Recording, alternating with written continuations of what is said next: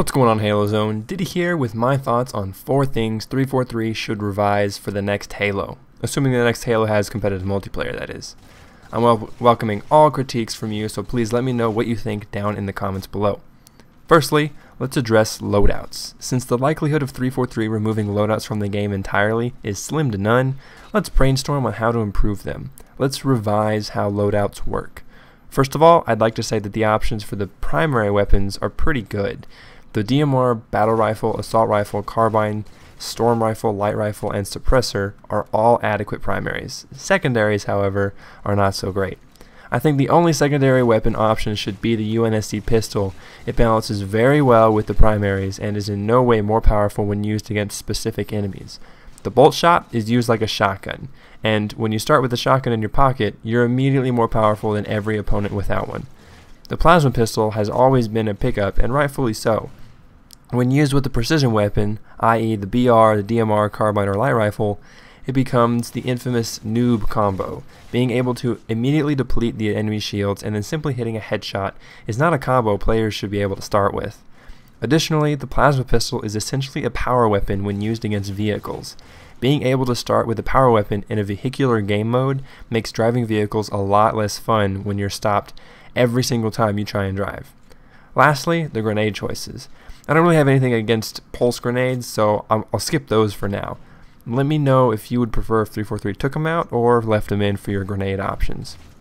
But plasma grenades, oh my god, these should not be starting weapons. Like the plasma pistol, plasma grenades give a player a certain utility that allows them to take down enemies faster than frag grenades. Think about it. If you're standing on a frag grenade, it's not going to kill you. If you're standing on a plasma grenade, you're dead.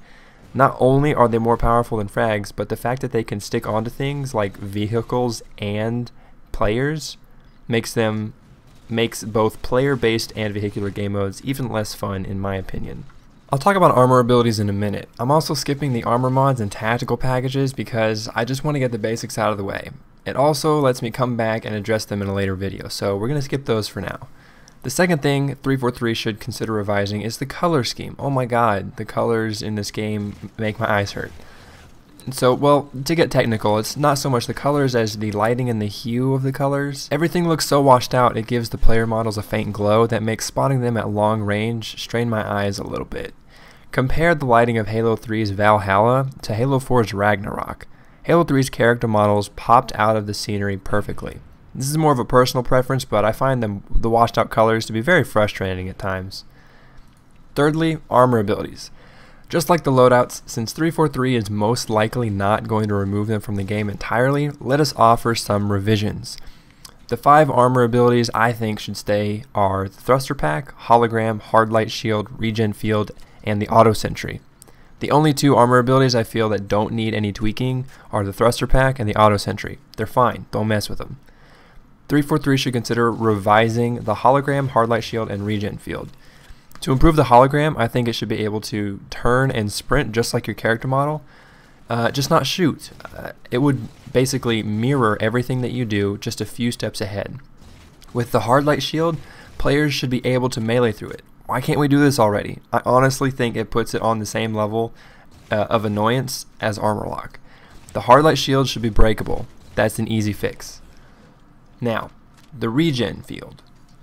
Make it player specific, not an area of effectability that can benefit your whole team. There's a reason for personal loadouts. Keep them player specific. Armor abilities that should be removed include the active camo, Promethean vision, and jetpack. The active camo, 343, you should just make this a power up, just like it was in previous games and just like the overshield is. There is no reason a player should be able to spawn with what was previously considered a power-up, so it should be treated like the overshield is. Make it available in ordnance drops, just not available to players as they spawn. Promethean vision forces a player into a handicap that prevents them from becoming a better overall player. What am I talking about? Map awareness.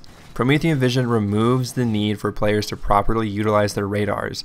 The radar already shows you where the player is and on what level they're on, if they're higher or lower. So why do we need an ability that lets players see through walls? It reduces their awareness and cheapens the gameplay for others. Finally, the jetpack.